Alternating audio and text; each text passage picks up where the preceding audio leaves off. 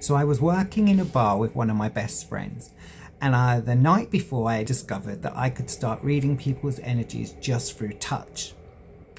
Anyway, after a major night of energy shift, she gives me her palm and she says, "Oh, read my hand."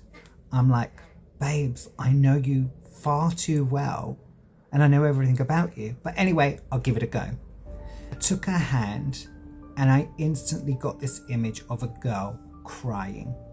I said, "I can see a girl crying and she's writing in a journal or a book. She's writing in a book and she's very sad, very, very sad." And I'm getting the name David. Disclaimer, this is not the person's real name. I'm using a different name just to respect their identity. So I said, "David is connected to this person somehow." And she's like, "I don't know. I can't think of anyone named David, although my dad's name is David." I said, no, this person isn't your dad. I go further into the reading and I'm like, I can see a mantelpiece, and on this mantelpiece is full of candles and photos, and there's this round thing, something that's round, like a round ball, and it is glowing gold. It's really significant because it's really glowing. I sensed a lot of sadness around this whole situation. Anyway, I pulled my hand away from her and I said, "No, we're not making any connection with this." So anyway, the next day I was going to my friend because she was going to cut my hair. And I said, I rang her. I said, "Oh, you at the salon coming to get my hair cut?" She's like, "Leo, you're not going to believe it. I'm not in work." I was like, "What?" She said, "My best friend's younger sister last night committed suicide." What? Yes. And at the time you were reading my hand and she was writing in her journal at that time.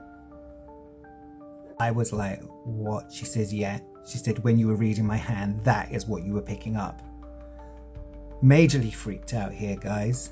Then it turns out that her cousin David, who also was my friend David, so this is where the connection came in, and I wonder why she came to me.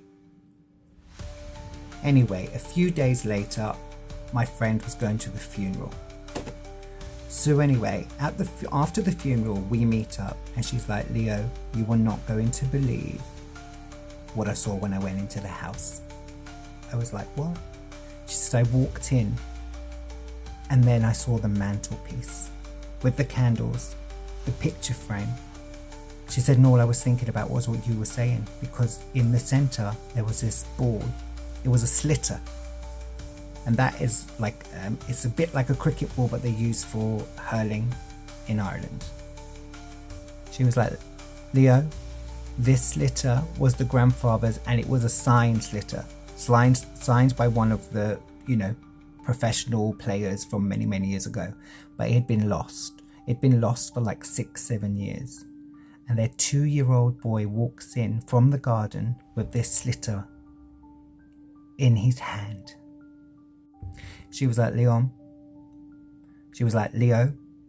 I think that was a sign from the grandfather to say that he came and collected her soul."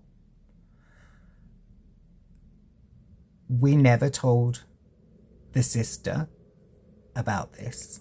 We never ever told, but the girl was being bullied and she was writing in her journal about it on the night that she did it, at the time that I was reading my friend's hand. Some spirits don't just want to be seen.